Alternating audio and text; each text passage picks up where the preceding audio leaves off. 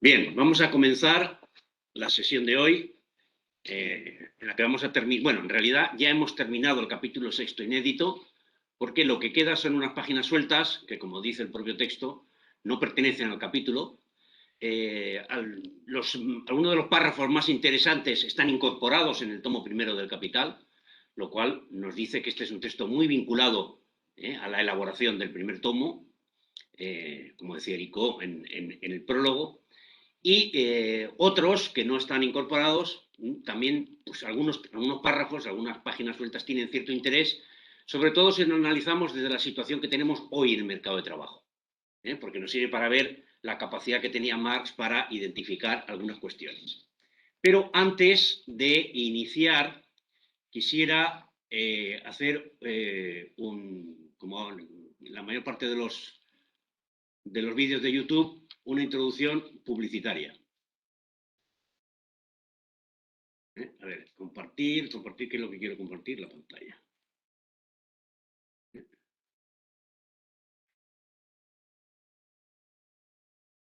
ver si lo hago bien.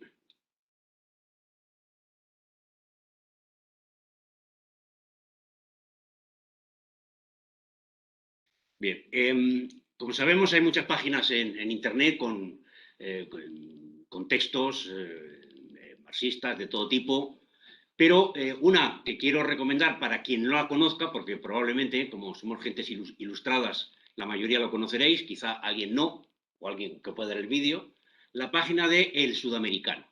Porque, a diferencia de otras, los textos, la mayor parte de los libros que se presentan aquí están reeditados. Es decir, no es una fotocopia hecha de un texto como los que estamos utilizando para el capítulo sexto inédito, sino que los textos están reelaborados, reescritos, con lo cual tenemos una gran cantidad de información, está lejos de narices. Y hay, bueno, aparte de vídeos y artículos, en lo que se refiere a libros, por ejemplo, en temas de filosofía, hay pues tropecientos. Dialéctica y conciencia de clase, de George Lucas, que se acaba de reeditar, por cierto, en siglo XXI. Eros y civilización, varios libros de Marcuse, de Bloch, de István Mesaros, el discípulo de George Lucas, de Bolívar Echevarría, de Ilienko, y como vemos, el formato en el que se presentan los libros es bastante, digamos, bien trabajado.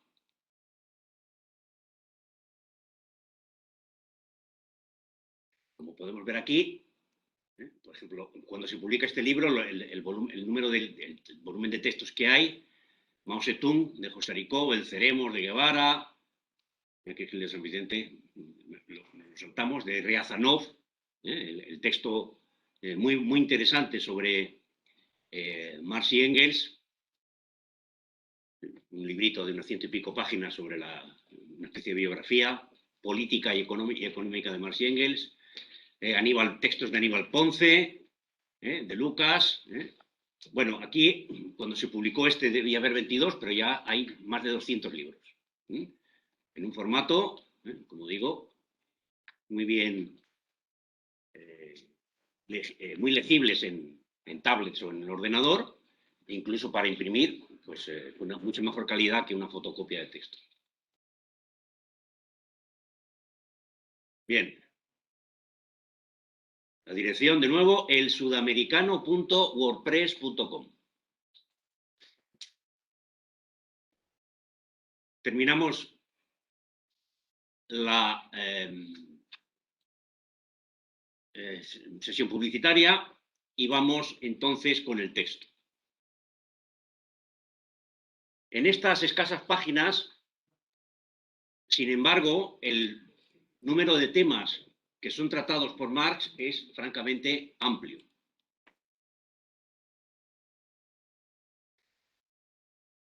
Si no me he dejado ninguno, los más relevantes son los siguientes: el pago de la capacidad de trabajo, el mínimo de salario y el movimiento sindical, el papel de la subcontratación, en relación con el salario, los contratos de aprendizaje y formación, el trabajo a destajo, el valor del trabajo y el salario, la comparación internacional del coste laboral,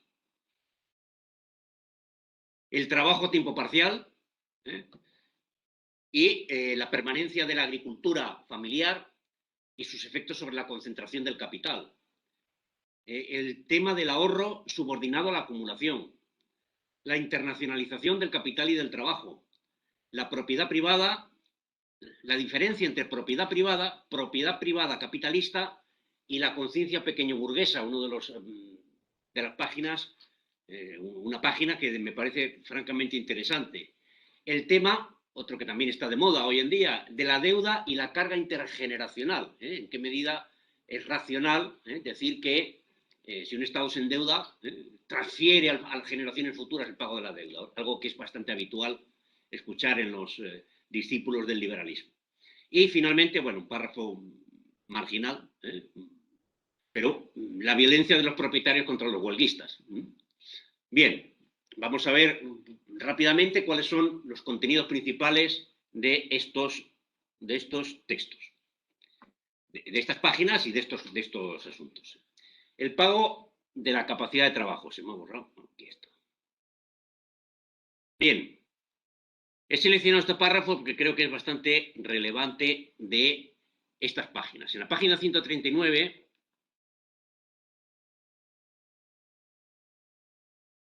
que es la primera de las páginas sueltas, se dice: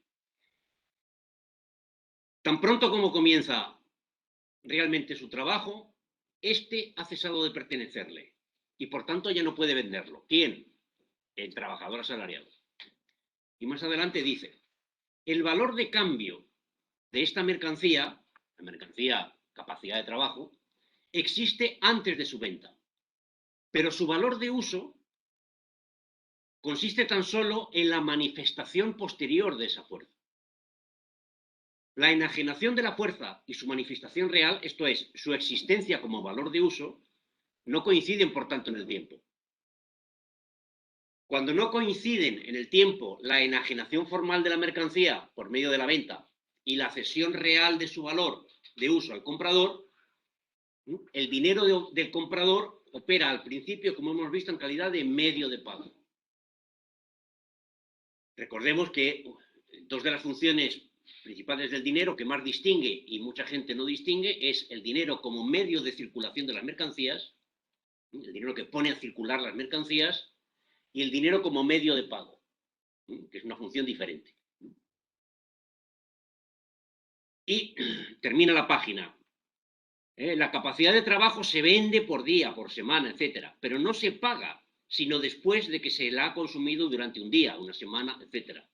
En todos los países donde la relación capitalista se ha desarrollado, la capacidad laboral no se paga hasta después de que haya funcionado. Es decir, una discusión que ha habido en algunos momentos también dentro del marxismo es si el capitalista adelanta el pago del salario o al trabajador asalariado se le paga con el producto de su propio trabajo. Aquí lo que nos dice Marx es que la capacidad laboral no se paga hasta después que se haya consumido, es decir, hasta después que se haya ejecutado como valor de uso.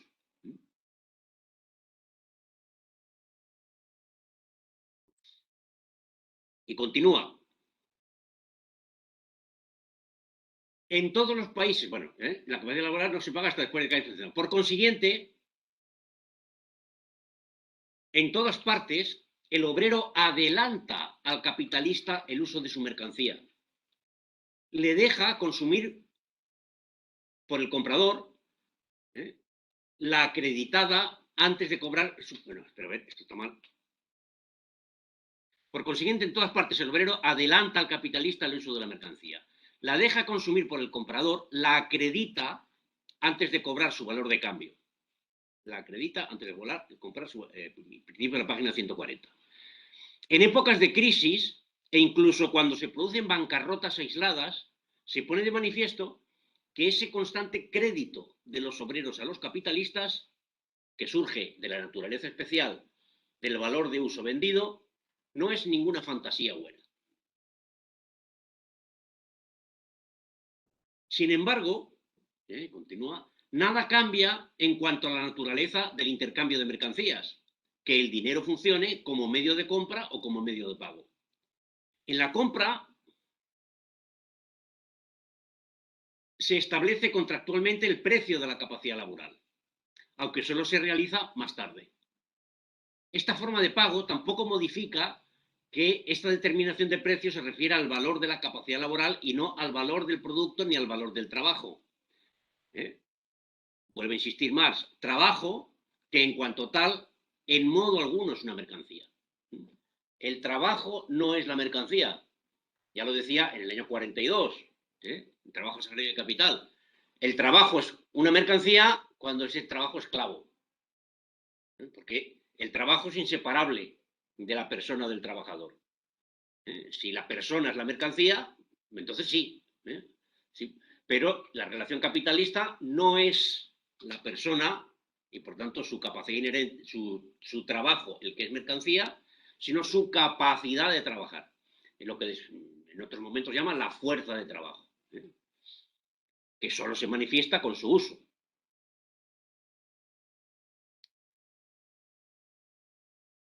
Bien, siguiente tema, el mínimo de salario y el movimiento sindical, página 143. El nivel de las necesidades vitales mismas, cuyo valor total constituye el valor de la capacidad laboral, puede ascender o descender.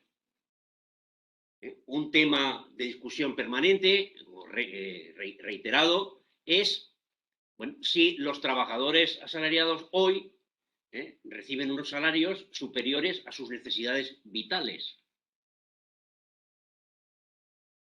O si, por tanto, si durante el siglo XX, y muchas tendencias así lo plantean, el capitalismo del siglo XIX era un capitalismo de salario mínimo vital, y el capitalismo del siglo XX es una época de consumo de masas, por tanto, de incremento en los niveles de consumo y de salarios, salario fordista, superior al de las necesidades vitales. Bueno, pues esto habría que discutirlo, pero Marx es consciente, es muy flexible en esta cuestión.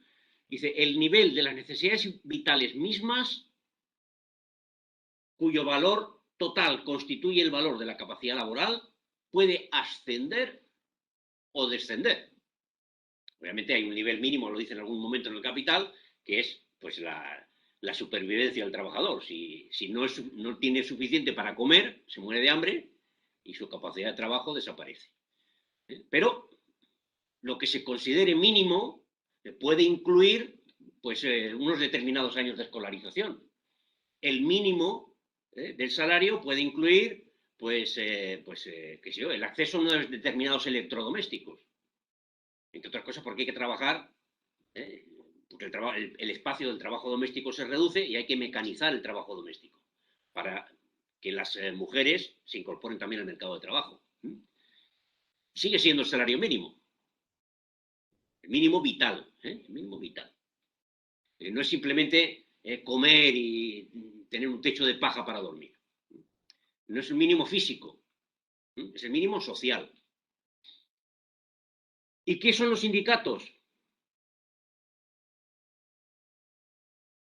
Los trade unions no persiguen otro fin que el de impedir que el nivel del salario descienda por debajo del tradicionalmente dado en las diversas ramas de la industria, que se rebaje el precio de la capacidad laboral con respecto a su valor.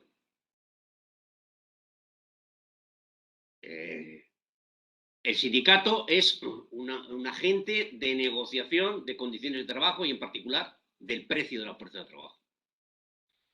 Pero frente al planteamiento que se suele aducir, de nuevo también por los liberales, que la existencia de los sindicatos es una forma de monopolio, pues porque si hay una negociación colectiva, el sindicato representa a todos los trabajadores. Bueno, pues para contrarrestar esto, en la página siguiente aparece una cita muy extensa de J.T. Dunning, que debiese el secretario de la Sociedad Londinense Consolidada de Bookbinders, pues del sindicato de imprentas, ¿no? El secretario del sindicato de imprentas en Londres, vamos, de impresores, que dice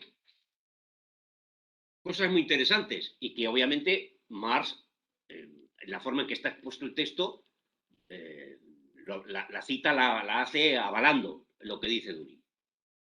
¿Y qué dice Dunning? Media una gran diferencia entre el nivel salarial determinado por la oferta y la demanda, esto es, el nivel que resulta de la honesta operación del intercambio mercantil, cuando el comprador y el vendedor tratan en un pie de igualdad. El comprador y el vendedor se enfrentan, uno con su oferta y otro con su demanda en pie de igualdad.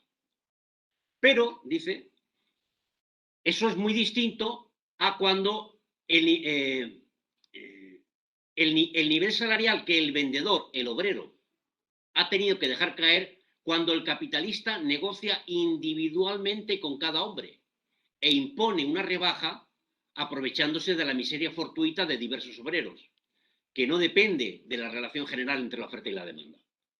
Los obreros se asocian para ponerse hasta cierto punto en el contrato sobre la venta de trabajo en pie de igualdad con el capitalista. Es esto lo racional, el fundamento lógico de las trade unions. Es decir, en otros momentos vuelve a comentar el asunto. El capitalista, el comprador, no compra, el fabricante de computadoras, ordenadores, no va vendiendo uno a uno. El comprador los compra en masa y luego los distribuye. Por ejemplo, una cadena, qué sé yo, una cadena de tiendas, ¿cómo se llama esta de por todos lados, en los centros comerciales? MediaMarkt. MediaMarkt no va comprando un ordenador a cada fabricante, los compra en bloque. Las mercancías no salen de la fábrica individualmente, salvo casos muy particulares, por ejemplo los barcos, la construcción naval, pero porque la mercancía tiene unas características muy especiales. Pero la mayor parte de los fabricantes de naranjas no van vendiendo naranja por naranja, sino que venden pues en paquetes, en bloques, en kilos, en toneladas, en lo que sea. Bueno, pues es lo mismo. Argumentar que cuando el capitalista se enfrenta a un obrero aislado es cuando está en pie de igualdad, que es lo que tiene la lógica neoliberal y el intento de pasar la legislación laboral a legislación mercantil, porque la legislación mercantil contempla al comprador y el vendedor en pie de igualdad. La legislación laboral se desarrolla precisamente por la ausencia de esa igualdad entre las agentes individuales, el capitalista individual y el obrero individual. Bueno, pues esto ya lo sabían en el siglo XIX, en 1860, los sindicalistas británicos, que no tenían que ser precisamente marxistas, y obviamente Marx también lo recoge en este texto. Incluso desde la lógica de la libre competencia, la venta de la fuerza de trabajo hay que hacerla en bloque. Eso es lo lógico y lo racional desde la lógica de la competencia, de la oferta y la demanda, desde la lógica capitalista. Bien, en la página 145 hay algunos párrafos interesantes sobre la subcontratación. En todas las empresas de Londres existen los llamados sweaters, expoliadores del sudor. Esto ahora se utiliza para las sweatshops, por ejemplo, las empresas maquiladoras, en Centroamérica o en Bangladesh, se llama, en inglés se le sigue llamando sweatshops. Un sweater es aquel que se encarga de entregar a un primer empresario el salario habitual, cierta cantidad de trabajo, pero que la hace ejecutar por otro a un precio inferior. Esta diferencia, que constituye su beneficio, la obtiene expoliando el sudor de los obreros que ejecutan realmente el trabajo.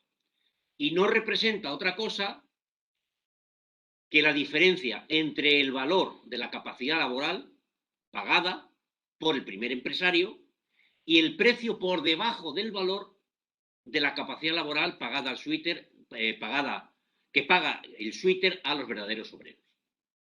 Es decir, en la subcontratación, muy habitual en determinadas ramas, la construcción, incluso en muchas empresas de servicios y también en la propia administración pública, tiende en algunas ocasiones a incentivar la subcontratación. Lo que nos está diciendo es que el salario mínimo de esa rama es el primero. Y los demás son salarios que están por debajo de su valor, por debajo del valor normal mínimo, o sea, del salario que corresponde a las necesidades vitales de los trabajadores. A medida que aumenta la subcontratación, aumenta lo que podemos llamar la superexplotación. Sectores de la clase obrera que no logran obtener como salario el salario mínimo. Salario mínimo, cubrir sus necesidades vitales.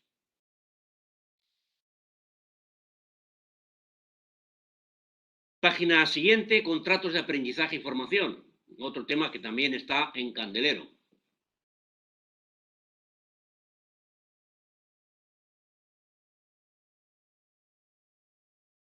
En los talleres, pone el ejemplo de los talleres de cerámica, las potteries.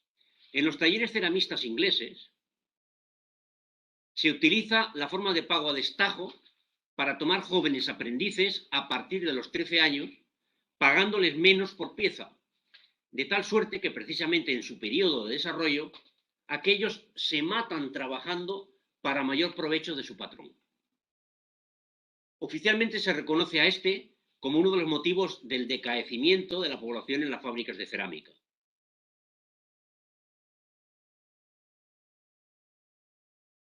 Por el ejemplo de los salarios que se pagan a los aprendices de 13 y 14 años y cómo las condiciones, dice, las condiciones de trabajo son causa a las que se puede atribuir la mala condición física de los alfareros. Bien, el trabajo de los aprendices, otra práctica habitual, contratos en práctica, contratos de formación, que en realidad son contratos a bajo coste, porque en muchos casos el aprendiz termina ejerciendo un trabajo como cualquier otro trabajador. Pero esto, por ejemplo, en determinados sectores de servicios, los becarios, los famosos becarios, se matan trabajando. Es decir, como quieren que les hagan el contrato laboral normal, meten más horas, hacen un sobreesfuerzo para, al momento que llegue la selección de los 20 becarios, los 5 que se van a quedar en la empresa, ser uno de los agraciados por el capitalista de turno que decide contratarles de forma más o menos indefinida. Bueno, pues este sobreesfuerzo también lo reconoce más a partir de un sector que hoy, pues bueno, los alfareros prácticamente han desaparecido, pero trabajo industrial y en los servicios se ha desarrollado mucho este tipo de prácticas.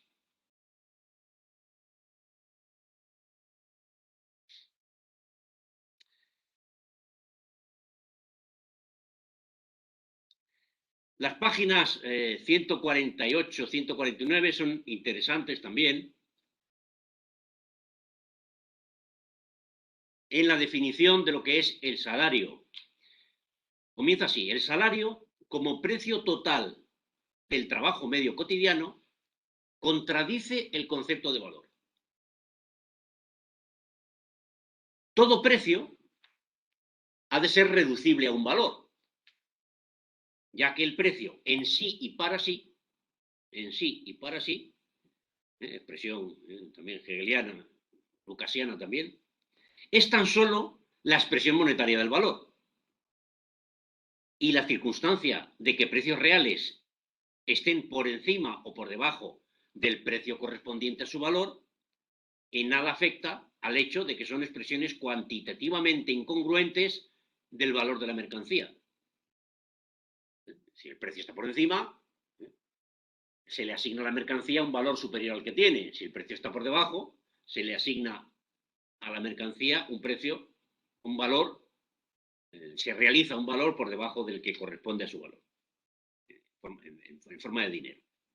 En nada afecta el hecho de que son expresiones cuantitativamente incongruentes del valor de la mercancía, aun cuando en el caso propuesto anteriormente sean también cuantitativamente demasiado altos o demasiado bajos.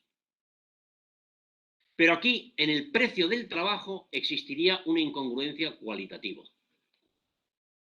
¿Cuál es? Ya lo he dicho anteriormente, el trabajo no tiene precio.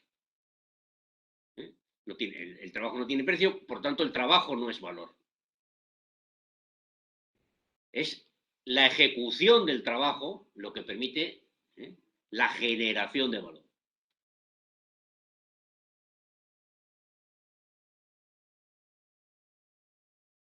El valor del trabajo, esto es, el precio del trabajo despojado cualitativamente de su expresión monetaria, es pues una expresión irracional y en realidad meramente una forma trastocada y tergiversada del valor de la capacidad laboral.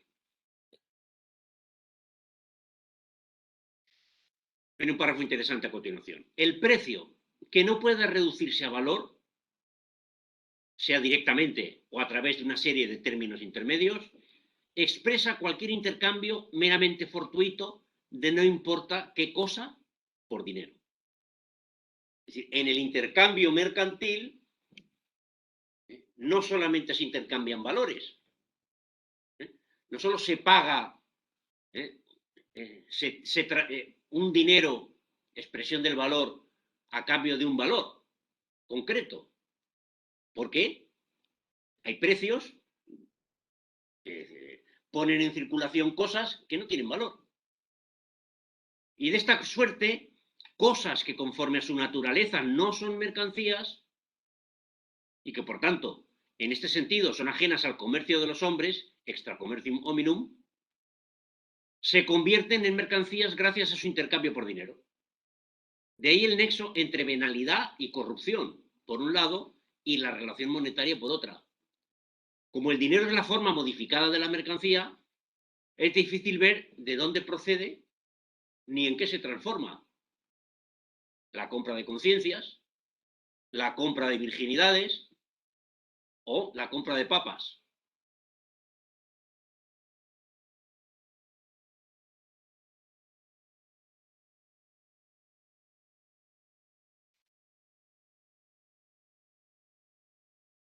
También otro párrafo interesante para las discusiones que suele haber con los liberales, el valor del diamante o las cosas que no tienen valor. Está claramente. Bien. En la página 150 hay un párrafo interesante que podemos después aplicarlo a los debates, que entra exactamente dentro del debate sobre la teoría de la dependencia, por ejemplo. Entre las posiciones, por un lado, de gente como Samir Amin o Emmanuel, y por el otro lado, gente como Palois o Bettelheim. Con este párrafo, yo creo que Marx se posiciona, él no lo sabe porque no había nacido ni el debate se había producido, pero se posiciona más bien del lado de Bettelheim y Palois. ¿Por qué? Dice, por cuanto la intensidad del trabajo, bajo circunstancias en lo demás iguales, se mide por la masa de productos que suministra el obrero en un tiempo determinado, es menester, al comparar el pago por tiempo, a modo de ejemplo, el pago de una jornada laboral de extensión determinada, en diversos países, la jornada por día o por mes, el pago mensual, el pago semanal, el pago diario. En diversos países es menester comparar a la vez lo que ocurre con estos salarios cuando se les expresa como pago a destajo. Únicamente en esta manera percibimos la verdadera relación entre el trabajo necesario y el plustrabajo, o entre el salario y la plusvalía. Encontraremos a menudo, entonces, que aunque aparentemente el pago por tiempo es más elevado en países ricos, el pago a destajo es más alto en países pobres. En estos, pues, el obrero de hecho requiere una parte mayor de la jornada laboral para la reproducción de su salario. que en aquellos. O sea, que la tasa de plusvalía es aquí menor, en los países pobres, que allí, en los países ricos. Y el salario, por ende, es proporcionalmente mayor.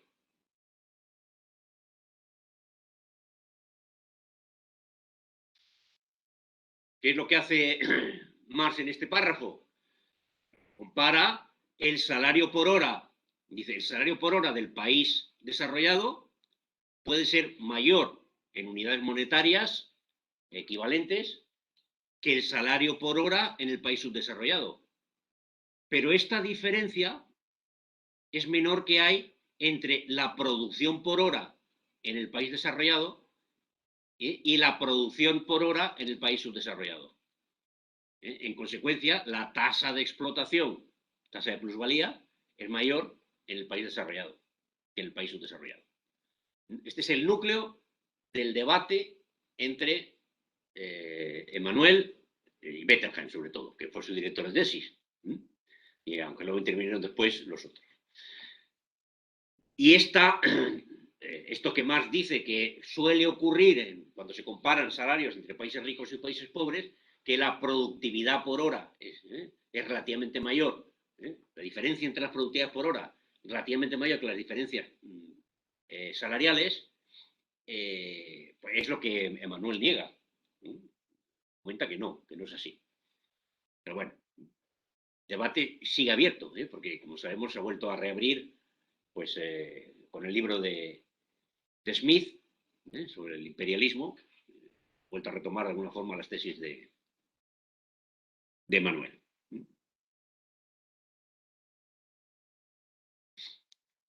En el caso de una jornada laboral más prolongada, como el de una mayor intensidad del trabajo, lo cual en el plano internacional es la misma cosa, el salario puede ser más alto en un país que en otro, pero sin embargo, en primer lugar, constituir una parte menor de la jornada total, es decir, ser relativamente menor. Y en segundo lugar, incluso representar un precio menor del trabajo. Bueno, siguiente tema, también interesante, Marx lo presenta con la comparación entre Francia e Inglaterra, pero creo que, digamos, tiene una trascendencia mayor. El trabajo a tiempo parcial, ¿qué ocurre cuando la agricultura no se desarrolla de forma capitalista? Se mantiene la agricultura familiar y, digamos, una parte de la clase trabajadora es parcialmente asalariada, solo trabaja parcialmente en la fábrica, pero luego su objetivo es volver el pueblo, la casa en el pueblo, cultivar los tomates, etc. El tema del trabajo a tiempo parcial es bastante estudiado, ha sido bastante estudiado en el País Vasco, por ejemplo, pero también, si en lugar de hablar de Francia e Inglaterra pensamos en Estados Unidos y la Unión Europea, veremos que aquí Estados Unidos juega el papel que en el ejemplo pone Marx a Inglaterra y la Unión Europea es el ejemplo francés. ¿Qué es lo que dice? Aunque la destreza y la ciencia mecánica tienen gran importancia, la preponderancia del elemento vivo es esencial en la extensión de las manufacturas. El sistema de la parcelación, al impedir un rápido desarrollo de la población, ha tendido indirectamente de esta suerte a retardar la extensión de las manufacturas. Ha alcanzado ese efecto también de manera directa. Ha retenido a una población numerosa, ligada y activa en la tierra. El cultivo de la tierra es su ocupación primaria, que desempeñan con orgullo y satisfacción. Hilar, tejer y las actividades similares son, aunque subsidiarias, imprescindibles para su sustento. Atesoran sus ahorros con vistas a aumentar su herencia y no muestran propensión a abandonar sus hogares en busca de nuevas ocupaciones o hábitos. Por tanto, es precisamente aquí donde todavía existe relativamente hasta un alto grado la igualdad entre ahorrar y atesorar, igualdad que puede existir bajo las circunstancias dadas, la formación del capital, relativamente hablando, y el desarrollo de la producción capitalista están trabados. En comparación con Inglaterra, por las mismísimas condiciones económicas que son favorables al atesoramiento, etc. Ser propietario, dice al final de la página 152, ser un propietario, poseer una casa o un terreno, es también el objetivo fundamental del operario fabril y casi de cualquier pobre que aún no tenga una propiedad. En realidad, todos tienen la vista fija en la tierra. De esta descripción del carácter y ocupaciones de una clase muy numerosa del pueblo francés, se inferirá fácilmente que, a diferencia del de la Inglaterra, la industria manufacturera en Francia está representada por establecimientos pequeños. Y señala las características mecánicas atrasadas de ese minifundio capitalista. Siempre como consecuencia del sistema de tenencia de la tierra. Pone un montón de ejemplos en los que viene a decir que precisamente por la existencia de esa capacidad de retener parte de lo que tendría que convertirse en capital, tesorarlo y ahorrarlo en manos de la clase campesina, propietarios campesinos, los agricultores, se retrasa el ritmo de la centralización del capital. Lo cual es evidente, por ejemplo, después de la segunda, con la crisis de la agricultura familiar en Estados Unidos en la época de la Gran Depresión, la práctica desaparición de las pequeñas explotaciones, la conversión de la agricultura en una agricultura capitalista, con unas extensiones medias pues, de 1.500 hectáreas, en comparación con la Unión Europea, donde se mantiene la pequeña propiedad, en unos países más pequeñas que en otros, en España más pequeña que en Francia, ahora en Alemania aparentemente es de 200 hectáreas, pero es porque se han comido las grandes explotaciones agrícolas de la República Democrática.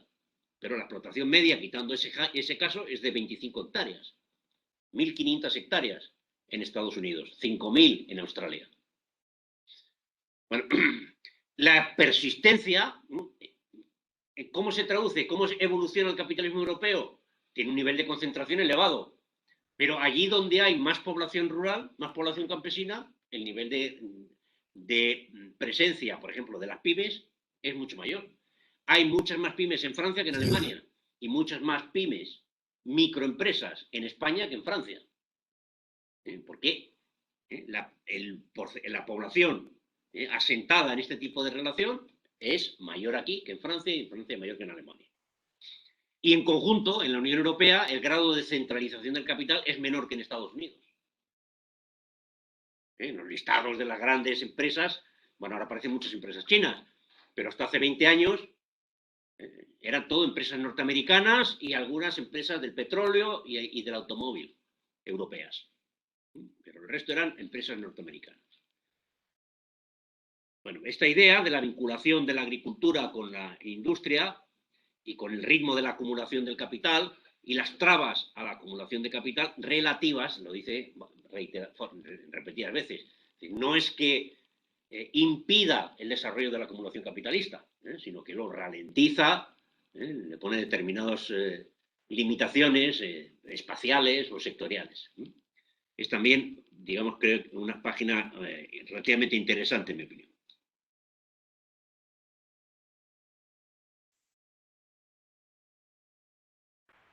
El ahorro subordinado a la acumulación. Página 158. La acumulación y concentración capitalistas se basan en y corresponden a la facilidad de apropiarse en grandes masas del plustrabajo de otras personas y la consiguiente incapacidad en que se hallan estas mismas de formular pretensión alguna respecto a su propio plustrabajo.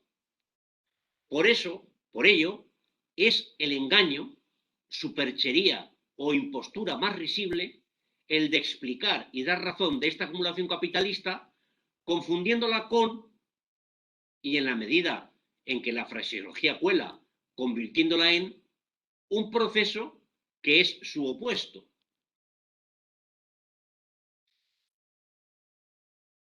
que la excluye y que corresponde a un modo de producción solo sobre cuyas ruinas puede erigirse la producción capitalista. Es este uno de los engaños que la economía política hace subsistir cuidadosamente. La verdad es que en esta sociedad burguesa, cualquier trabajador que sea un tipo extraordinariamente diestro y astuto, adornado por instintos burgueses y favorecido por una buena fortuna excepcional, tiene posibilidades de convertirse en el explotador del trabajo ajeno. Pero donde no hubiera trabajo para ser explotado, no podría haber ni capitalistas ni producción capitalista. ¿A qué se refiere con la superchería? A la idea de que el ahorro individual, el esfuerzo individual, es la base de la acumulación inicial, que después, por la vía de la compraventa en el mercado, permite ir haciendo pequeñas fortunas y ampliando el tamaño de la actividad productiva, de la unidad de producción de la empresa. En el párrafo anterior lo ha señalado. Dice, a ver. Lo que pasa es que está, aquí hay, en esta página hay un pequeño lío porque están mezclados los párrafos en inglés y en castellano. En la página 157 empieza en inglés, luego mete el párrafo en castellano, habría que arreglarlo un poco. Se les ha liado ahí alguna cosa, me parece.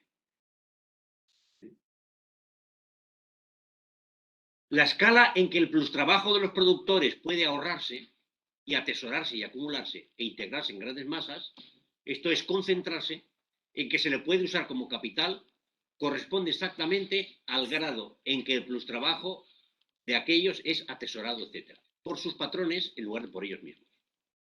Corresponde, pues, al grado en el cual la gran masa de los productores reales está excluida de la posibilidad y condiciones de ahorrar, atesorar, acumular. En una palabra, en que está excluida de toda posibilidad de apoderarse de su propio plustrabajo, en alguna medida importante, y ello a causa de su expropiación, más o menos completa, respecto de sus medios de producción. La idea de ahorro vinculado a acumulación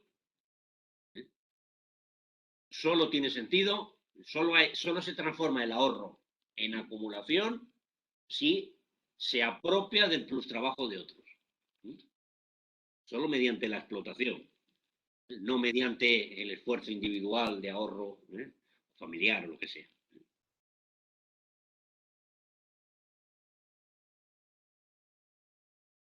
Vamos a ir terminando. Internacionalización del capital y del trabajo.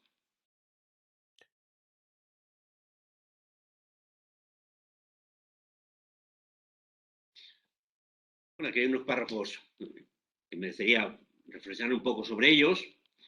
La emigración del capital, esto es, de la parte de la renta anual que se invierte como capital en el extranjero, que llamamos la inversión extranjera, particularmente en las colonias y en los Estados Unidos de América, es mucho mayor en relación con el fondo anual de acumulación que el número de los emigrantes con respecto al aumento anual de la población.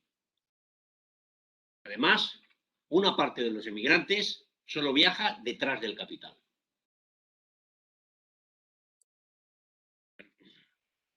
Siempre se habla de la libertad que hay para la circulación del capital y las dificultades para la circulación de las personas. Bueno, Marx aquí lo que está diciendo es que están vinculados ambos procesos. Y que el proceso de migración está asociado a los procesos de inversión extranjera, de internacionalización del capital. Los periodos de estancamiento y crisis, cuando el impulso a la emigración es más poderoso, son los mismos en los que se envía más capital suplementario hacia el extranjero. Y los periodos en que decrece la emigración, los mismos en que se reduce la emigración del capital excedente. Por lo tanto, las oscilaciones de la emigración afectan escasamente la relación absoluta entre el capital y la fuerza de trabajo empleados en el país.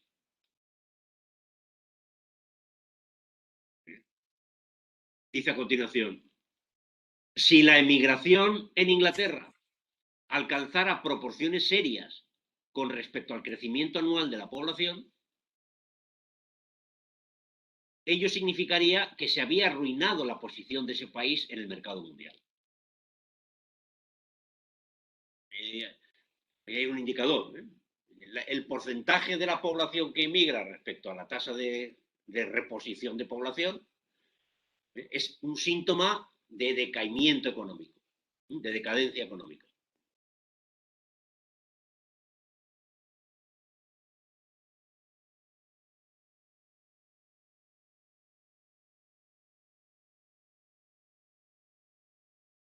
Siguiente tema, propiedad privada capitalista y conciencia pequeño burguesa. Página 62-63. Aun cuando en su esencia, esto empieza el párrafo final de la página 162. Aun cuando en su esencia la formación del capital y el modo capitalista de producción se fundan no solo en la abolición del modo de producción feudal, sino además sobre la expropiación de los campesinos y artesanos en general, sobre la abolición del modo de producción que se basa en la propiedad privada de sus condiciones de producción por parte del productor directo, aun cuando una vez introducido el modo de producción, el modo capitalista de producción se desarrolla en la misma medida en que se suprime aquella propiedad privada y el modo de producción fundado en ella, en que se expropia, por ende, bajo el nombre de la concentración del capital, centralización, a esos productores directos, aun cuando ese proceso de expropiación, reiterado sistemáticamente más adelante en el Clearing of States, es decir, en el despejamiento de las haciendas, la expulsión de los campesinos de las tierras comunales y de las tierras alquiladas en grandes masas por los terratenientes, al cultivo de pastos, etc. Sirvió en parte como acto de violencia de introducción al modo de producción capitalista. Aún así, es decir, a pesar de que la aparición del modo de producción capitalista se basa en la destrucción de la propiedad privada, en la destrucción de la propiedad privada del productor directo, aún así, no solo la teoría del modo capitalista de producción, la economía política, la filosofía del derecho, etcétera, sino también el capitalista mismo gusta en su imaginación de confundir su modo de propiedad y apropiación, modo cuyo desarrollo se funda en la apropiación del trabajo ajeno y cuya base descansa sobre la expropiación del productor directo, gusta confundir su modo de producción con aquel modo de producción que, por el contrario, presupone la propiedad privada del productor directo con respecto a sus condiciones de producción. Una presuposición bajo la cual el modo capitalista de producción sería imposible en la agricultura y la manufactura, etc. Y por lo tanto, gusta de representarse todo ataque contra esa forma de la apropiación, contra un ataque contra aquella propiedad ganada a fuerza del trabajo y en general contra toda propiedad.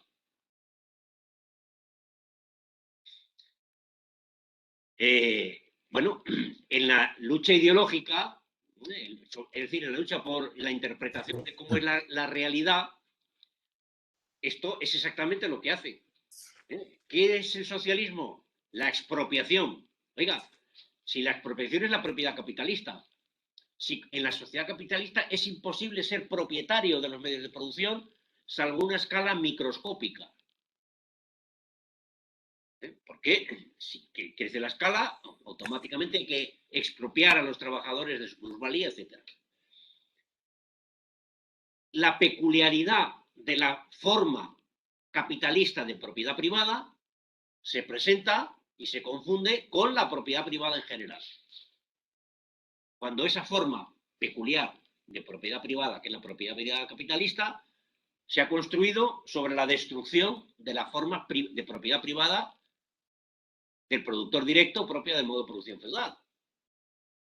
incluso mercantil. Bueno, que todavía se siga, que la imagen que tiene la gente del proyecto comunista sea precisamente ese, pues es síntoma de una debilidad política grande.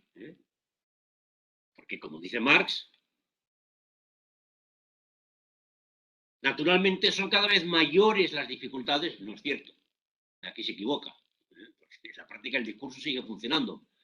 Dice, naturalmente son cada vez mayores las dificultades que derivan de representar la expropiación de los bienes de las masas laboriosas como si esa expropiación fuera una condición vital de la propiedad fundada en el trabajo. Dicho sea de paso, la propiedad privada en esa forma siempre implica, cuando menos, la esclavitud de los miembros de la familia, o sea, que tampoco hay que plantear en plan reaccionario la vuelta a la propiedad privada individual del productor, porque esa forma anterior tenía, dicho sea de paso, esa forma anterior de propiedad privada implicaba, cuando menos, la esclavitud de los miembros de la familia, de los cuales se sirve y a los que explota abiertamente el jefe de familia. O sea, que tampoco es el modelo ideal. Bueno, aquí entraría, no lo dice Marx, obviamente, porque esto está escrito en el año 1860, y se empieza a desarrollar 100 años después el estado de bienestar, la propiedad colectiva.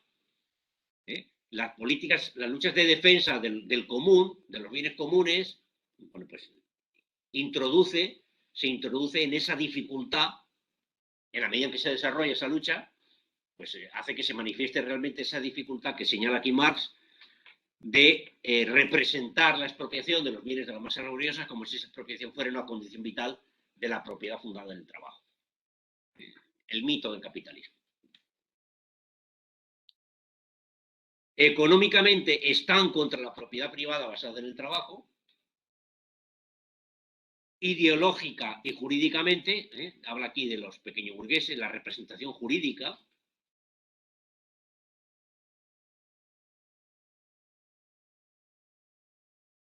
El final de la página 163. La representación jurídica desde Locke hasta Ricardo ha sido la de la propiedad pequeño burguesa. Cuando nuestro liberal Rayo defiende que los sindicatos buscan el enfrentamiento, ¿por qué no buscan el diálogo, la alianza entre trabajador y obrero? Es un discurso absolutamente pequeño burgués. Está representando una realidad que no existe. Porque la realidad hoy es el dominio de la gran empresa y la subordinación jerárquica entre cada rama de las medianas y pequeñas empresas a los designios de las grandes. Bueno, ha sido la de la propiedad pequeño burguesa, la del tendero, la mentalidad del tendero, la mentalidad del vinatero, que tiene una pequeña bodega familiar y vende vinos por ahí. Esa mentalidad. Mientras que las relaciones de producción expuestas por ellos corresponden al modo capitalista de producción. ¿Y qué es lo que hacen todos estos escritores? Pues estar contra la propiedad privada basada en el trabajo. Ideológica y jurídicamente se trasplanta sin más preámbulo la ideología de la propiedad privada fundada en el trabajo a la propiedad basada en la expropiación de los productores directos. Ha creado un imperio sobre la base, trabajando, empezando desde abajo. El mito este funciona más en Estados Unidos. Los millonarios hechos a sí mismos, ¿no? Bueno. Último tema, porque el penúltimo, porque el último realmente no tiene mucho contenido. Un párrafo también en la página 164, interesante, sobre las deudas y las cargas intergeneracionales de las mismas. Tenemos, por ejemplo, la frase de echar sobre los hombros de las nuevas generaciones, por medio de las deudas públicas, las cargas del presente. Oye, es que la deuda pública, aumentar la deuda, estamos endeudando a las generaciones futuras. Discurso súper habitual. ¿Qué dice Marx a ese respecto? A puede darle a B, quien de manera real o ficticia le presta mercancías, un vale u obligación sobre productos del futuro, así como hay poetas y músicos del futuro. Pero A y B juntos no consumen ni siquiera un átomo de productos del futuro. Cada época debe pagar sus propios gastos de guerra. ¿Por qué los gastos de guerra? Porque supuestamente gran parte del endeudamiento público es para financiar las guerras. Cargar sobre generaciones futuras. Cada época debe pagar sus propios gastos de guerra. Un obrero, en cambio, puede rendir por anticipado en este año el trabajo de los 3 años siguientes. Al querer transferir a un día futuro los gastos de la hora presente, al pretender que alguien es capaz de echar sobre la posteridad la carga de proveer a las necesidades de la actual generación, se sostiene el absurdo de que se puede consumir lo que aún no existe, de que es posible alimentarse con alimentos antes de que se siembren sus semillas en las tierras.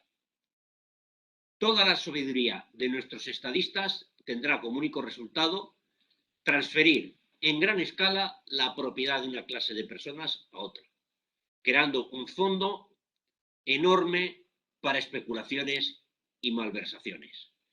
Una cita de Ravenstone que, de nuevo, Marx adopta en sentido positivo, es decir, que la presenta como un texto que avanza en lo que él está diciendo.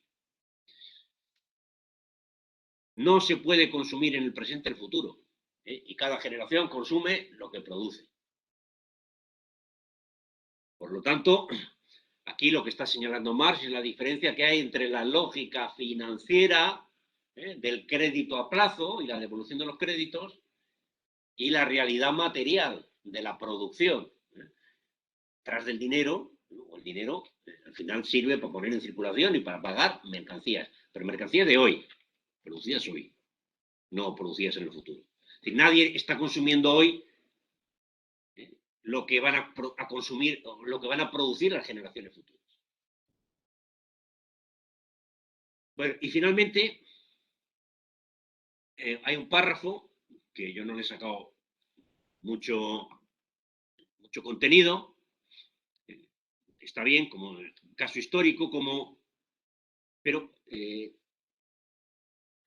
en lo que él denomina campaña del trabajo contra el capital, el ejemplo lo que nos muestra es la enorme violencia, 2 veces ha aparecido la violencia. Anteriormente he hablado de la expropiación violenta de los productores directos, con la transición al modo de producción capitalista, y ahora nos vuelvo a hablar de la violencia del capital, en este caso, cuando el trabajo se organiza contra el capital.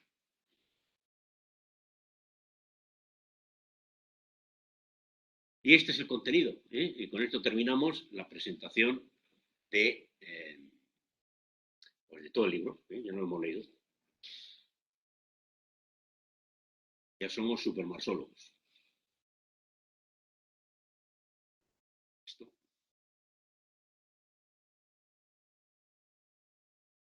¿Alguien quiere comentar algo? ¿Hacer alguna crítica? ¿Una aportación?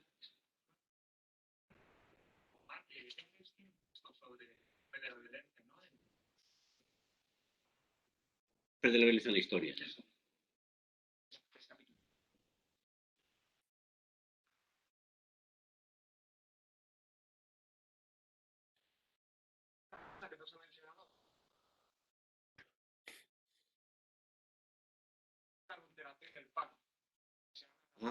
Sí. En la pica. Y bueno, en ella se habla de que aunque consumen muchos obreros, sobre todo aquellos que tienen situaciones de pago más desesperadas, que llegan a fin de mes, hola, una calidad inferior, que sea adulterado químicamente. Esto no es ni desconocido por los obreros ellos mismos. Recordaría en cierta medida a lo que podemos ver en la televisión a veces de reportajes de panaderías, comida rápida y demás, donde el pan que se vende en los supermercados, con Garnier, etc., se llama pan como tal. Horneándose o lo que fuera. Es decir, que la adulteración a la comida parece que no, pero a día de hoy sigue bastante al día, y aunque tal vez no es tan conocido, yo creo que la gente sabe de conocer las diferencias de calidad.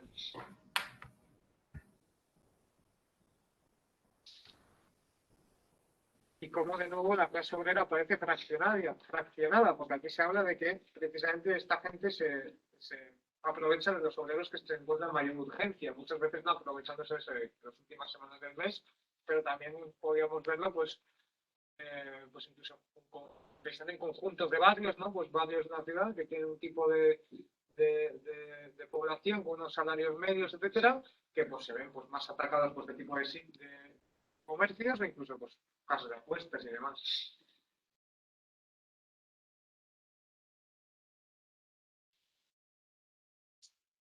Otra cuestión es que lo que habla de Francia e Inglaterra cuando hace la comparación, está hablando de que Francia tiene más pequeños establecimientos y de que hay una mayor población rural. Pareciera, por un lado, que la población rural, su existencia no solamente es una palanca contra la manufactura, sino que al mismo tiempo es una especie de goteo como clase en transición hacia otra clase en transición que son pequeños burgueses. En tanto que existe una parte de la población que vive de lo que diríamos el trabajo privado directo, ¿no? Que ellos pues tienen ese trabajo privado que no enajena el trabajo a otros individuos, pues tienen cierta capacidad de acumular en un sentido literal, no capitalista, y de eso de alguna forma pues genera luego pequeñas clases burguesas, pequeños establecimientos, lejos de favorecer esa concentración. Y esto es algo que creo que Marx ya lo toca, pero en un texto muy diferente, que es el que he hecho Brumario, que nos habla cómo específicamente la distribución de la población rural y las repercusiones que luego ello tienen en las ciudades, pues genera un tipo de tendencias políticas y el funcionalismo de cierto discurso, en concreto en este caso de Mario, pues de Napoleón Bonaparte, que se llaman los pequeños campesinos. Entonces, pues que algo que yo creo que no siempre se ve, pero que aquí existe un nexo entre un texto económico de Marx y un texto político. Y como, digamos, este aspecto más teórico en cuanto a economía, en otro apartado de su obra, pues se traslada a un análisis mucho más concreto y político. Entonces vemos ya eso que faltaba en el libro tercero del Capital, ¿no? Ese salto de las clases en general a las clases más en particular. Es un pequeño ejemplo porque realmente no lo desarrolla. Sí, pero yo diría que, estando de acuerdo con el razonamiento, más en este párrafo en concreto va más por algo que también presenta en la Ley General de la Acumulación Capitalista, y es que el capital subordina la dinámica demográfica a las necesidades de producción de mano de obra. Es decir, el ritmo de renovación generacional, o sea, de nacimientos, etcétera, está vinculado a la dinámica capitalista. Entonces, si hay un sector de población que se mantiene atado a la tierra, a la propiedad de la tierra, a la posibilidad de acumular, lo dice en un momento, libera menos manos para la manufactura, y la lógica de reproducción, o sea, el número de hijos que puedan hacer los agricultores que viven en esas condiciones, no va a estar dominado por la dinámica de la acumulación capitalista. O sea, que yo creo que está también vinculado a la subordinación de la demografía a la lógica de la acumulación capitalista. Y la posibilidad de frenar esa vinculación o abrir de pequeños vías de escape por la existencia de estas formas retardatarias, según Marx, de propiedad. Las cosas. Yo quería compartir una cosa muy concreta. Sabemos que Marx hace una distinción entre economía política clásica y economía vulgar. La primera como aquella que estudia el fundamento del movimiento económico, y la segunda como aquella que se queda solamente en la superficie y se convierte en apologeta de la burguesía. Y muchas veces ponemos el ejemplo de Adam Smith y David Ricardo, y sabemos que ellos investigaron en torno a la cuestión de valor, y también Marx nos ejemplifica pues, también sus insuficiencias y lo que él completó, ¿no? Pero aquí, por ejemplo, hay en la página 141 está el salario identificado, cuál es la naturaleza del mismo por Petty, que es un economista que valora mucho muy positivamente en las teorías de la plusvalía, ¿no? Y en 1672 está exponiendo cuál es el fundamento del salario. El fundamento del salario es que el trabajador pueda vivir, trabajar y procrear, ¿no? Y luego pone el ejemplo de otro economista, Jacob van der Linde, que en 1734 dice que el obrero, para que reciba el salario que le corresponde, tiene que alcanzarle para mantener a la familia, ¿no? Que a menudo la tienen a su cargo. Y aquí, pues eso, tenemos un ejemplo de economía política clásica identificando la realidad de las cuestiones. Luego llega la economía vulgar, que es la dominante actualmente, ¿no? Y dice que el salario es lo que uno ha producido, ¿no? Sí, la productividad marginal del trabajo. Entonces, aquí me parece un ejemplo muy bueno de economistas políticos alumbrando aspectos del modo de producción capitalista de manera pues científica y racional.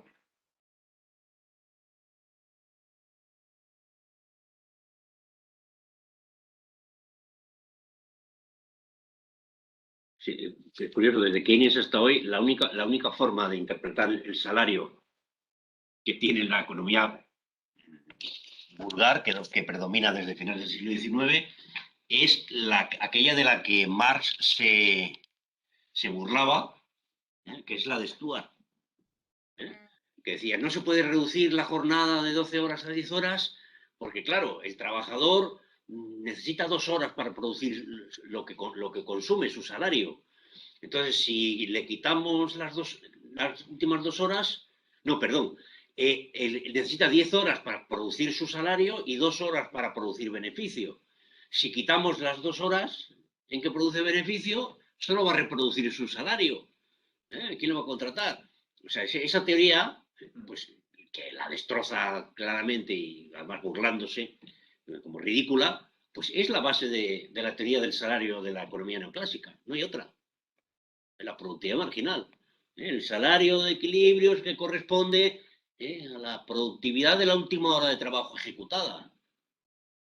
Que es otra forma de plantear la misma absurdo de Stuart. Pero sí, así es. Por cierto, me has recordado esto que comentabas tú antes, la página 159. La página 159 y la 160 se habla de esto de los periodos de estancamiento y crisis cuando pues, la inmigración, tanto el capital como el trabajo, se ve impulsada con mayor fuerza hacia el extranjero. Esta lógica que aquí pues, sencillamente esboza Marx, yo creo que tiene un vínculo con algo que hablaba, bueno, está escrito en un libro editado por Juan Pablo Mateo, por Ediciones Maya, y que creo que es el propio Juan Pablo el que habla de las diferencias del impacto de la gran recesión en distintos países, de centro y periferia. Es decir, cómo lo que sea una crisis del mercado mundial capitalista tendría repercusiones o se expresaría en distintas regiones del mundo pues en etapas diferentes. Por ejemplo, el gran colapso podría darse en el centro económico y trasladarse años más tarde, en términos de Producto Interior Bruto, a países de la periferia. Evidentemente existen muchos mecanismos de contagio, pero esta idea de que cuando las cosas van mal, cuando hay un estancamiento, una cercanía, una crisis, va a emigrar capital y trabajo digamos, el país central a un país de la periferia, haciendo que finalmente este país de la periferia, pues por sobreacumulación, acabe contagiándose de una crisis originada tal vez en un mercado del centro. En este sentido, yo creo que pues este esbozo, ¿no?, que hace aquí más, pues viene a reafirmar este tipo de ideas y que, bueno, pues que nos puede dar un poco algunas claves, ¿no?, para la teoría de la dependencia, como otras que ya he dado en estas páginas sueltas.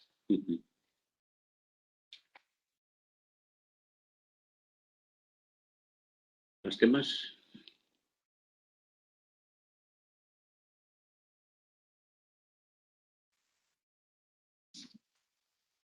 Online nadie quiere decir nada. Hay 3. Está Juan, Andrés y Enrique. Ánimo, Enrique. Hola.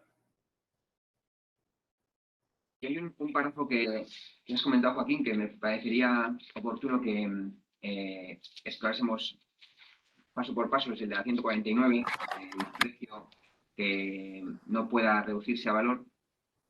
Por los compas que no han leído el libro 3, que sí han leído el libro 1, y que pueda haber ahí una distinción. Ah, bueno, por cierto, que el orden de lectura que llevamos en ese seminario, del libro 1, 2, 3, teorías de la plusvalía, y luego esto, era necesario. Porque si uno entra aquí, si no ha leído el libro 1, 2 y 3, por lo menos, las teorías de la plusvalía igual no son indispensables, esto resulta muy muy complicado. Porque ha habido momentos en los que está Marx casi presuponiendo lo que es el capital, no en este apartado, pero en el pasado, que es el capital fijo y que es el capital circulante. Y aquí presuponen, por ejemplo, la tasa de ganancia está implícita en muchas afirmaciones, y esta es una, ¿no? El Vale, precio dale. Dale. el precio que no pueda reducirse a valor, sea directamente o a través de una serie de términos intermedios. Claro, un precio se puede reducir directamente a valor,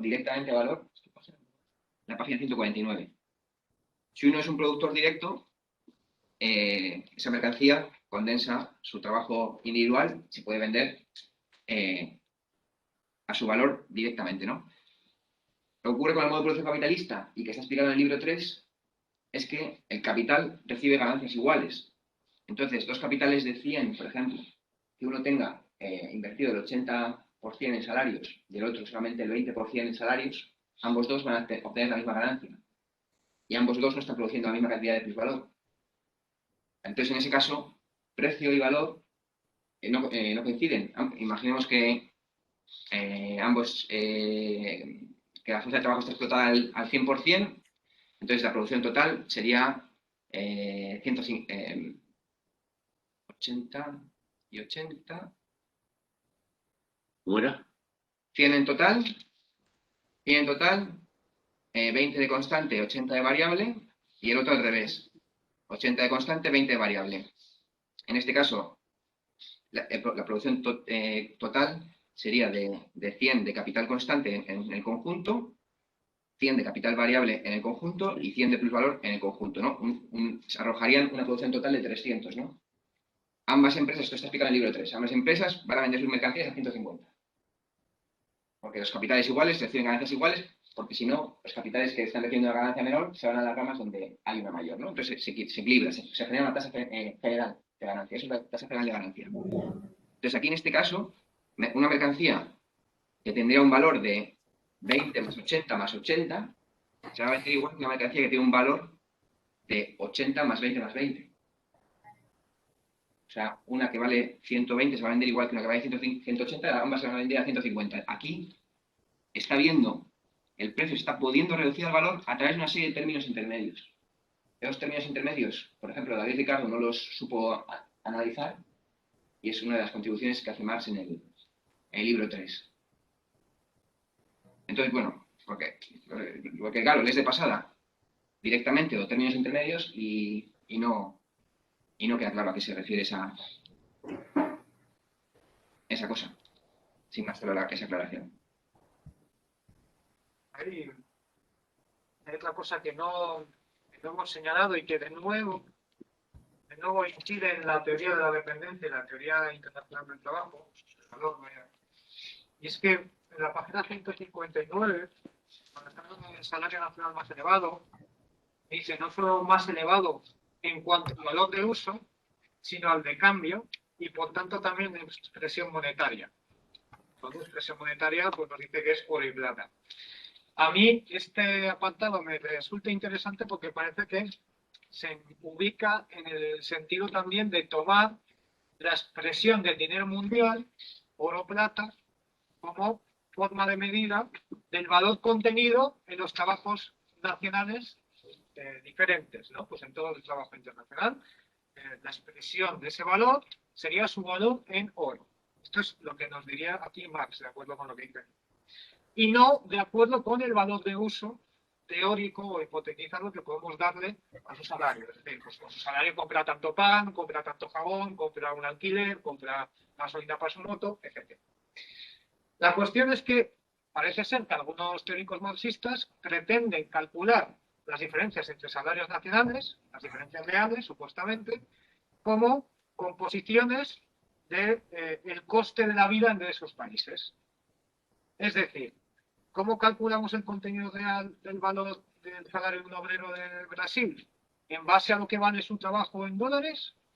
¿O en base a una comparativa de los valores de uso entre el país central y el país periférico? Porque esto es lo que hacen algunos economistas para defender un intercambio desigual. Es decir, comparan el salario del obrero brasileño con el salario del obrero estadounidense, no en relación con la relación que esos salarios guardan con el dinero mundial, el oro o el dólar, sino en relación con la relación que los salarios guardan con respecto a las mercancías que esas personas pueden comprar y consumir.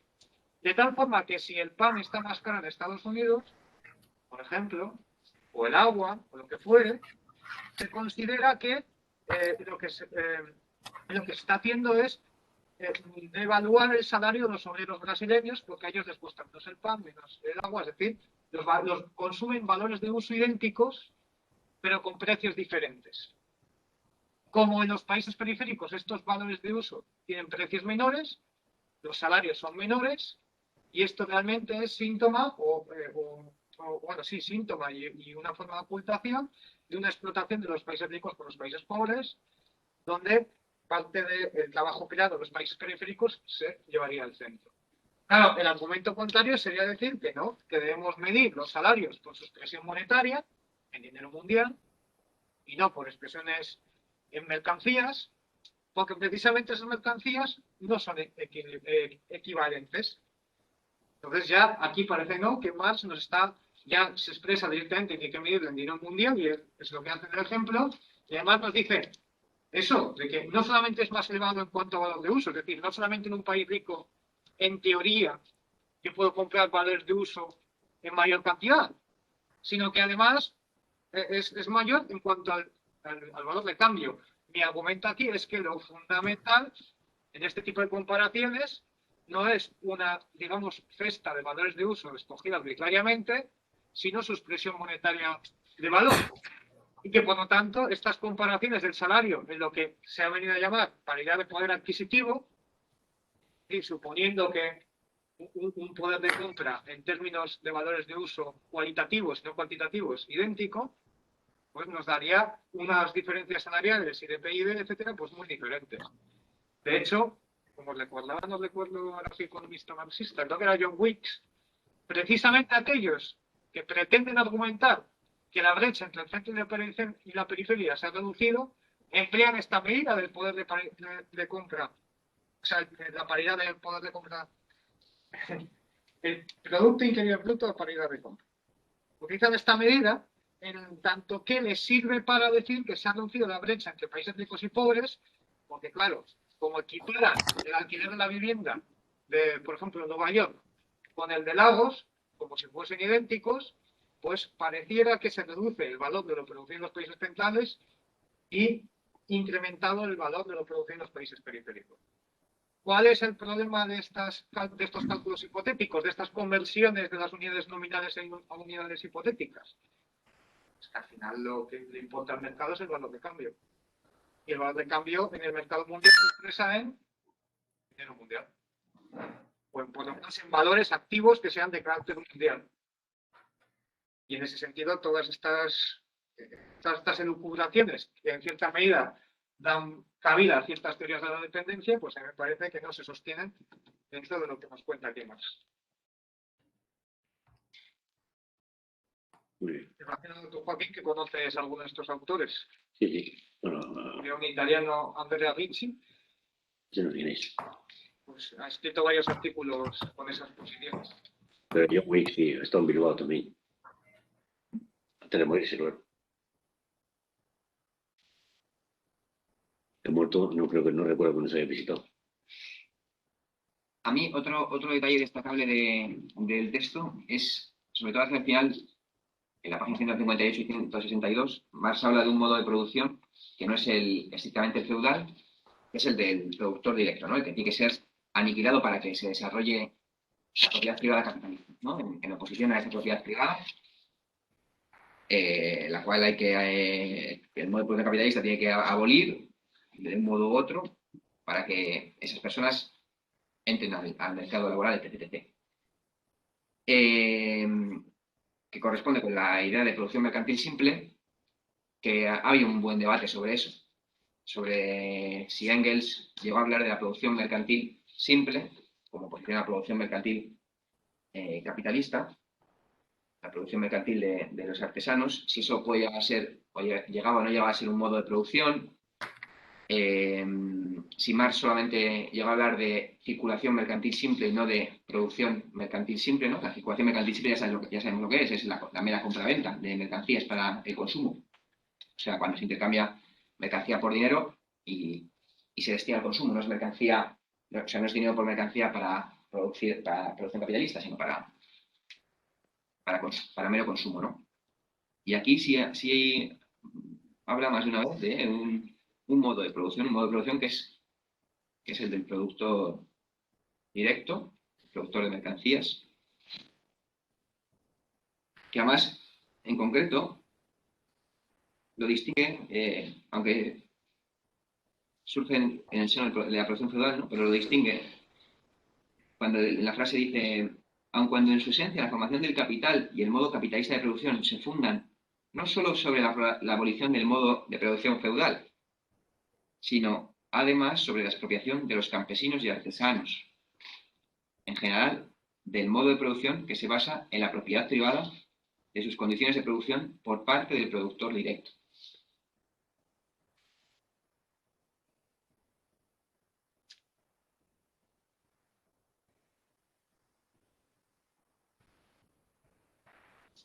Claro, esto se distingue, o sea, esto no es muy distinto de la servidumbre de la gleba, por ejemplo, ¿no?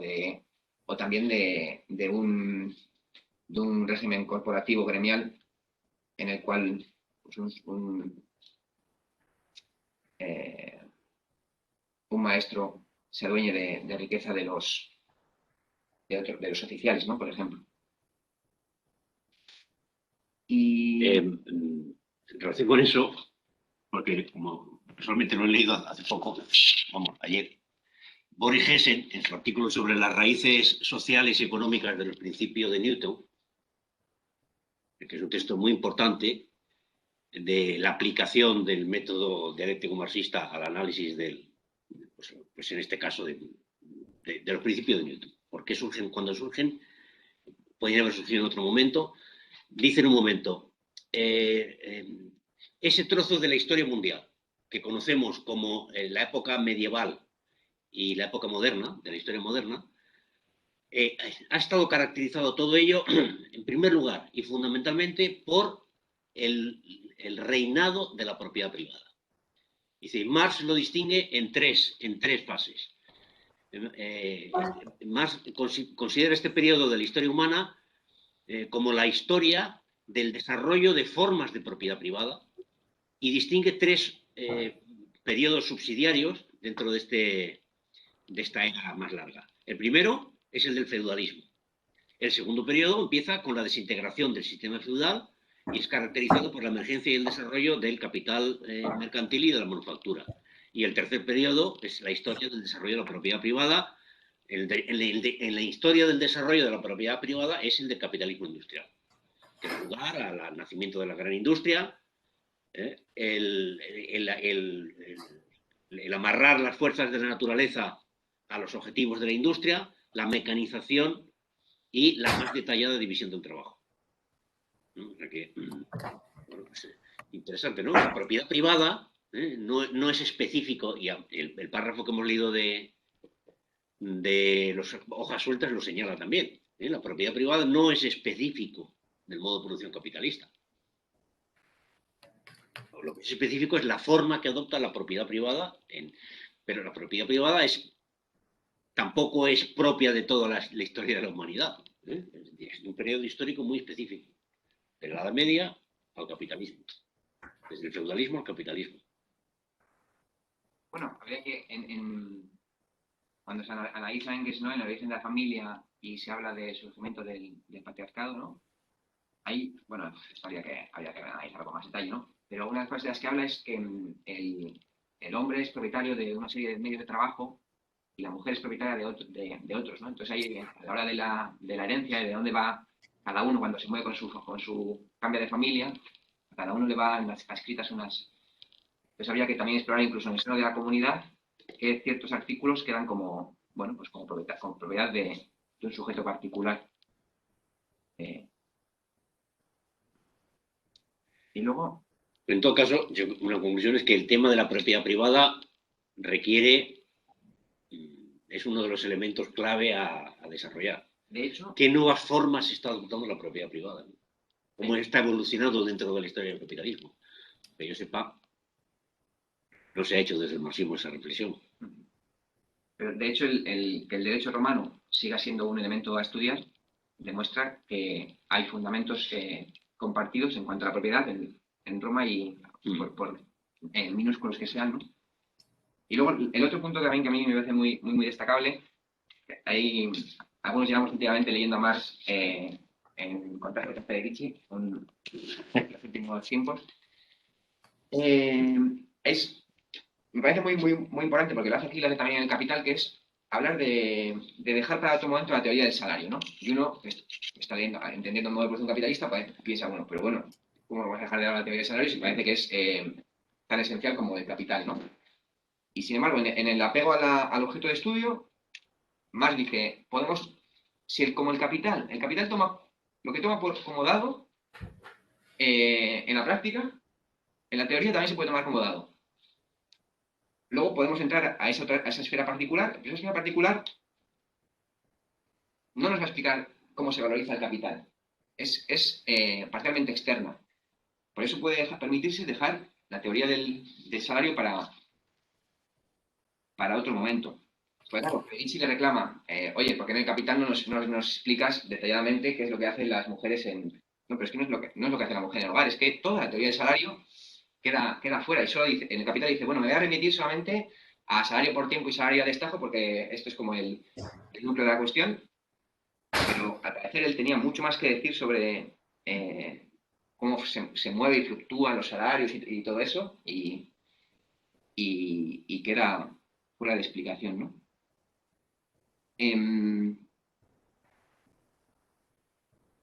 Entonces lo que dice es que en el curso ulterior de investigación se verá que para el análisis del capital es de todo punto indiferente que suponga alto o bajo el nivel de las necesidades de los obreros, ¿no? Y lo que dice en el libro de capital es que el capital deja a los instintos de supervivencia del propio obrero su reproducción.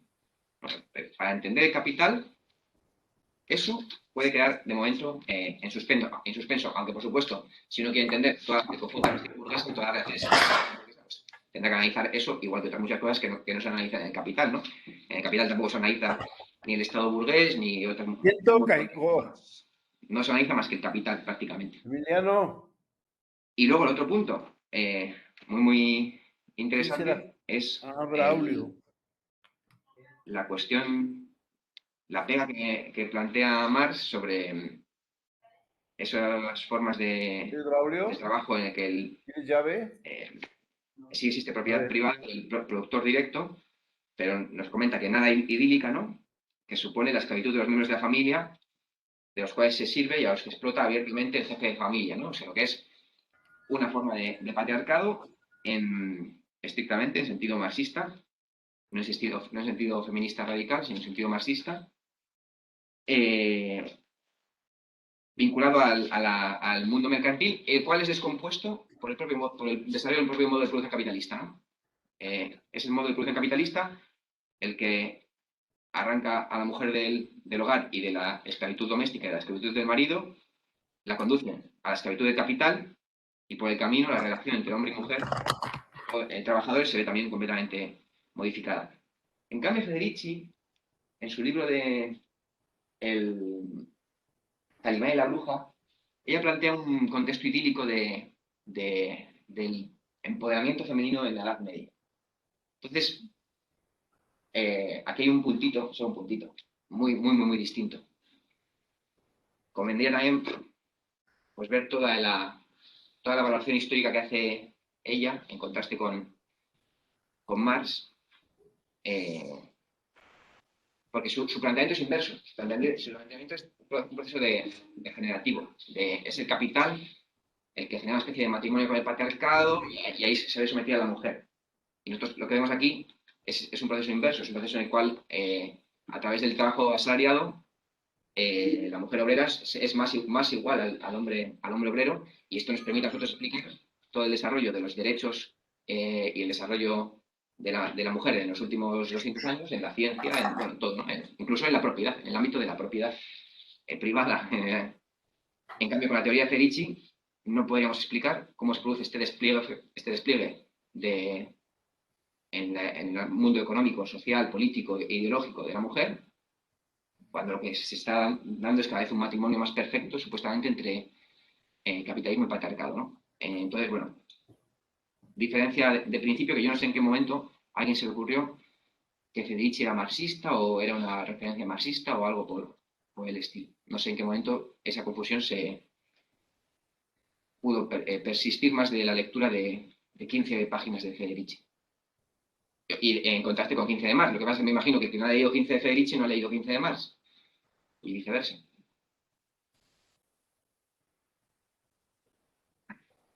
Pues en el capitalismo la mujer se iguala más al hombre en la subordinación y en la pérdida de autonomía sobre el propio tiempo y la propia organización vital.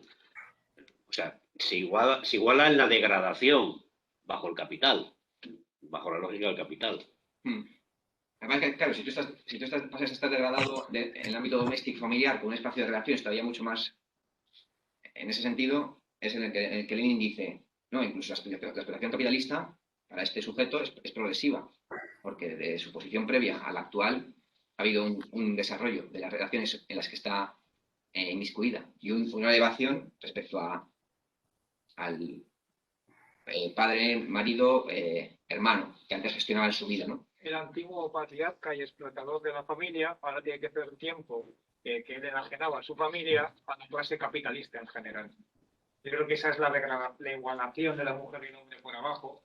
Es que la sociedad patriarcal, donde ya vemos que el jefe de familia pues empleaba al resto de la familia para sus fines y su acumulación, y evidentemente hay una relación de opresión de la mujer, pues ahora ese jefe de familia tiene que rendir o dar parte de ese trabajo que él enajenaba a su familia a la nueva clase capitalista, porque ahora su mujer tiene que trabajar y sus hijos también. Entonces, incluso la figura del patriarca en ese sentido se ve deteriorada en favor de un patriarcado mucho más marcado por el cariz de clase. Evidentemente vemos que, no, que eso de que hay una igualación en la degradación, como decía Joaquín, sí hay una igualación en la degradación, pero a veces incluso hay una desmejora en la degradación o una igualación no símil, sino proporcional en el sentido de que pues, encontramos trabajos feminizados que están en condiciones laborales, pues, digamos, peores por comparación a otros trabajos no tan feminizados. Pues, en sectores como la limpieza o la sanidad, pues puedes encontrar sectores feminizados que además se ven afectados por una fuerza sindical menor o lo que fuere, que está derivado de esos prejuicios patriarcales que existen en la sociedad, ¿no? Sí, interesante elemento para desacreditar Federici. Yo quería continuar en la línea de algo que decías tú antes, Joaquín, y que se vinculaba con algo que tú también decías sobre la acumulación y la concentración del capital. Veíamos que el capital se concentraba y acumulaba de forma diferente en Francia, en Inglaterra y en Estados Unidos. Y esto era razón de sus estructuras productivas y demás.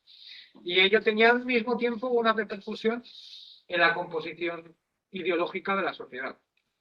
Bien, pues cuando hablabas de que es importante analizar el capital como tal, a mí me sigue recordando, porque insisto bastante en este libro de Iago Castroviejos sobre la red empresarial en España, que presenta una idea que me parece que se ha tratado muy poco, porque ahora, claro, como no tenemos un conocimiento claro y conciso de lo que es la relación del dinero en la sociedad capitalista, o hay elementos que se dedican al análisis económico que no lo tienen, pues no son capaces de distinguir el papel de las finanzas en cierto periodo histórico o en el momento actual y su relación con la producción real. Yo creo que si analizásemos el capital, pues como en parte ya hace Marx, en la evolución del capital como clase social, pues encontraremos elementos muy interesantes. Por ejemplo, esa relación que puede existir ahora entre los grupos de inversión y la producción real, diríase. ¿Cuál es el papel de la banca? ¿Cuál es el papel de la financiación? ¿Cuál es el papel del dinero con la economía real?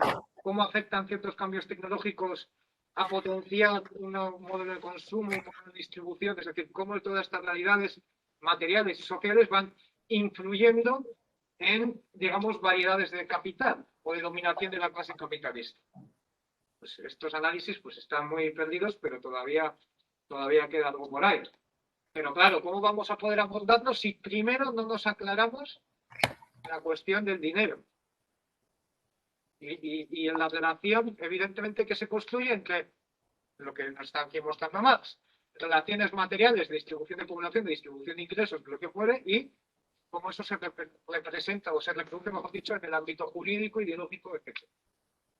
Entonces, sería de invitar, pues, observar este tipo de fenómenos, ahora que estamos con los bitcoins, que estamos con el crecimiento de ciertas plataformas y, bueno, que estamos viendo cómo las bolsas de valores pues siguen aumentando y aumentando y no parece que esto tenga límites en el corto plazo.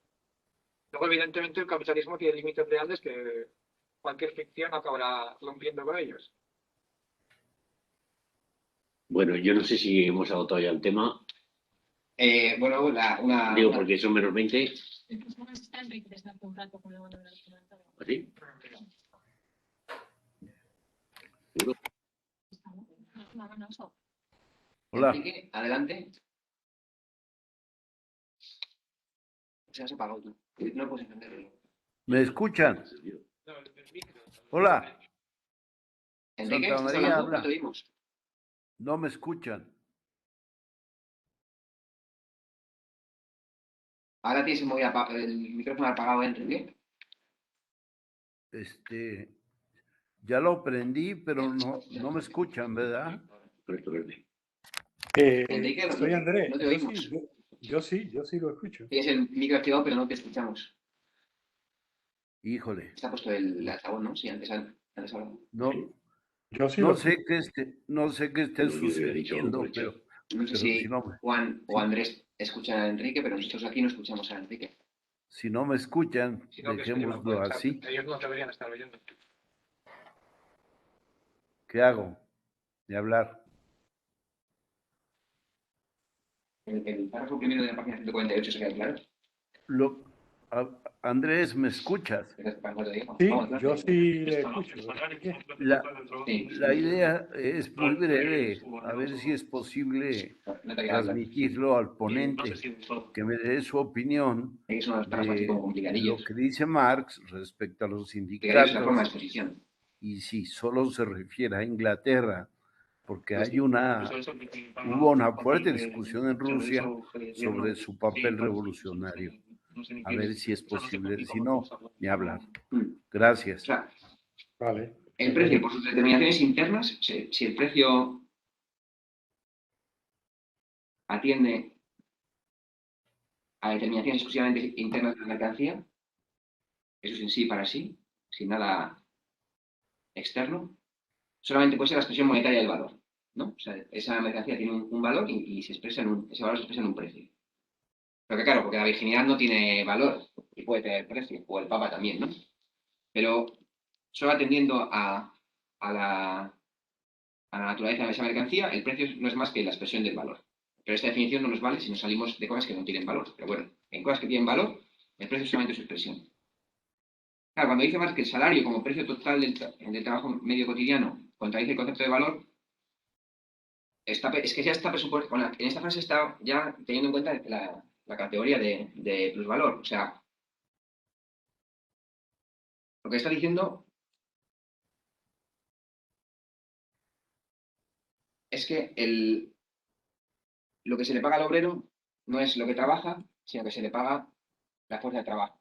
Por eso, cuando se le paga la fuerza de trabajo y no lo que trabaja, el trabajador produce tanto el valor de su salario como el plusvalor.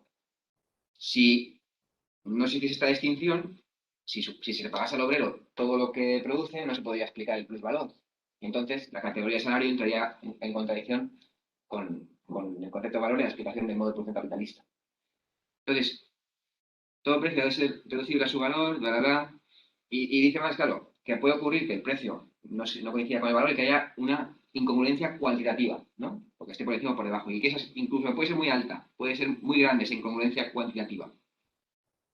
Pero si nosotros decimos que el precio del trabajo, que al trabajador se le paga lo que hace, el problema no es cuantitativo, no es simplemente que se está pagando algo menos o algo más de lo que hace, sino que por principio no se le paga lo que hace, sino que se le paga lo que hace falta para que vuelva a estar allí trabajando. O sea, es una diferencia cualitativa, la que habría si se estuviese diciendo que se paga el precio, el trabajo total o la fuerza de trabajo.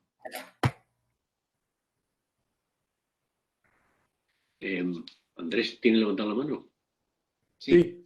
Sí. No, es que me ha transmitido Enrique lo que quería preguntar. ¿Andrés? Sí, ¿me escucha? ¿Me escucháis? Sí. No, pero Adelante, Andrés. Enrique sí, también tiene el no- micro encendido, pero no le oí. Ahora, ¿Cómo está el Ah, es que sonido? no tenemos el sonido puesto nosotros. Eso te iba a decir. ¿Dónde? En el ordenador. sí, ¿Dónde? es verdad. Abajo a la derecha. Abajo a la derecha. ¿Aquí? Eso Aquí es. está apagado. Súbelo. No, con el primer botón. Dale al- Sí, está puesto. Vale, Andrés, a ver ahora. sí, ¿me escucháis? Sí. Ahora sí. Era error nuestro. Pero, vale, de acuerdo. Yo creo que ya Enrique, yo quería transmitir lo que me ha dicho Enrique, que quería preguntar, pero creo que ya Enrique puede decirlo él, ¿no? ¿Enrique? A ver, Sí. ¿me escuchan? Sí, Enrique, disculpa que ha sido error nuestro. Comentaba que me gustaría saber la opinión del expositor en relación a la afirmación de Marx del papel de los sindicatos. Entiendo bien que Marx lo está haciendo, como él mismo reiteró, en siglo XIX, y se está refiriendo a los trade unions, a los sindicatos en Inglaterra.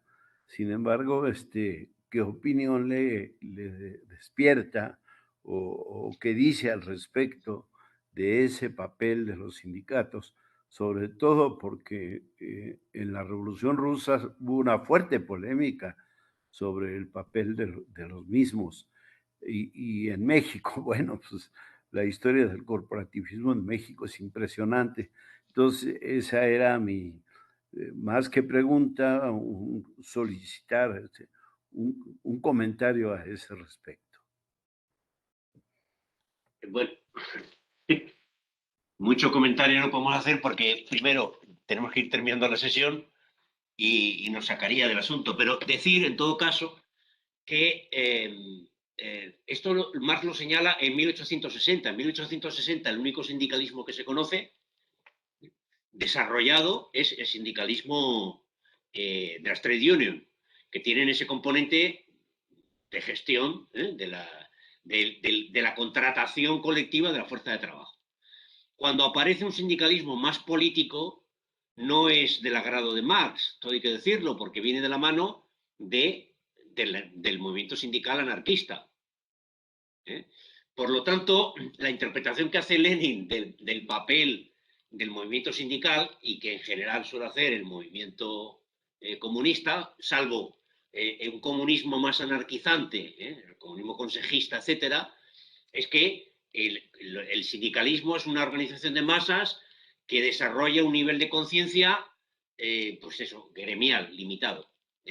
Y ahí hay diversas interpretaciones de cómo hay que desarrollar la conciencia política del trabajador, empezando por la lucha obrera y reflexionando sobre la misma.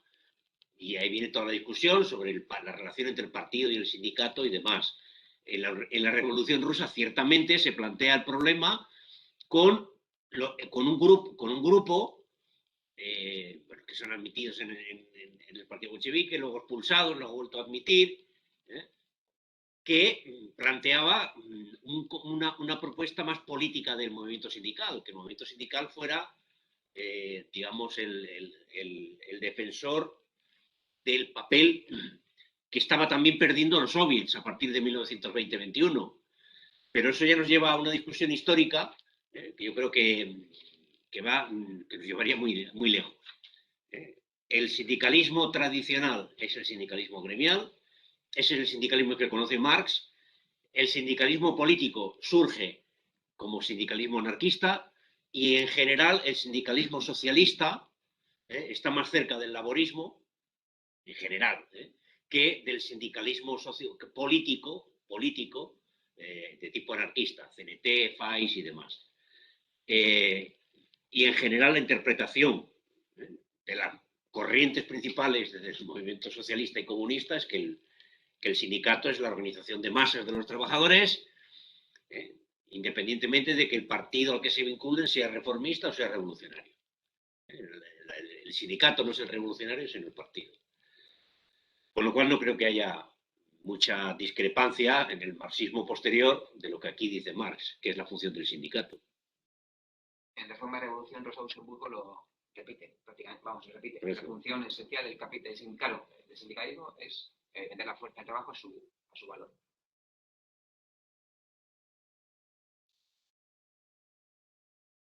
Bueno, nos hemos dejado la cita contra el anarquismo. Sí, terminamos porque hay que ir cerrando, que es menos 10, en 5 minutos tenemos que... No, pues la cita sarcástica de Duni. Pero bueno. Que hay un momento en el que están hablando de la crítica burguesa a las coaliciones obreras. Marx dice contra el despotismo del capital, ¿no? Los burgueses plantean que ahí el obrero está perdiendo la libertad individual, ¿no? al entregarse a negociaciones colectivas, ¿no?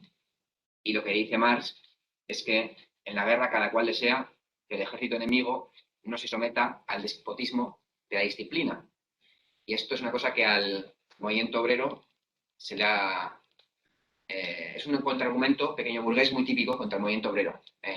La libre individualidad, cuando el movimiento obrero necesita disciplina consciente para pelear. Muy de moda sobre reaccionar a las clases trabajadoras. Individualidades.